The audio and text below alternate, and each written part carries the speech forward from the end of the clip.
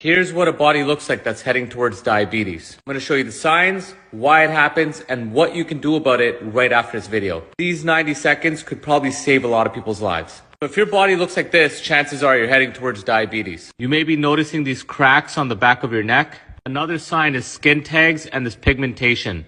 Another sign is the darkening of the skin on your fingers. Another sign is if your waistline is more than half your height.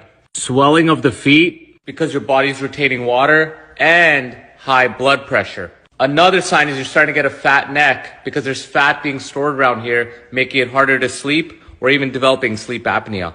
And flabby arms and that on the back of your neck is also a sign of insulin resistance. And if you touch your stomach fat and it's hard and dense, you're insulin resistant because the body's stuck in storage mode. And the crazy thing is you go to the doctor and they'll never tell you this. They'll give you a pill for each of those symptoms. And then they'll tell you about diabetes once it's too late. But these are all signs and you can do something today. But let's understand why it's happening. In the whole pool of blood that's in your body, this is the amount of sugar that should be in there. 1 teaspoon. And if your body goes from this to this, you're diabetic. Your body is so tightly regulated. So whenever you eat food, that food increases your blood sugar. It may increase it to that.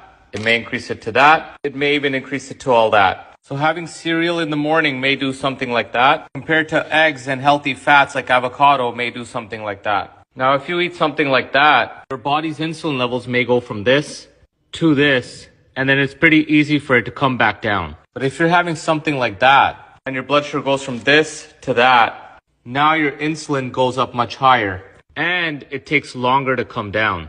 Now you feel hungry, you feel tired, so you eat more. But your sugar went from this to this, but your insulin is still high. And then you eat again, and your sugar goes up again. And your insulin stays high all the time. And now that becomes your new normal. And that high insulin level is called hyperinsulinemia. And that's happening because the body's becoming resistant to the insulin.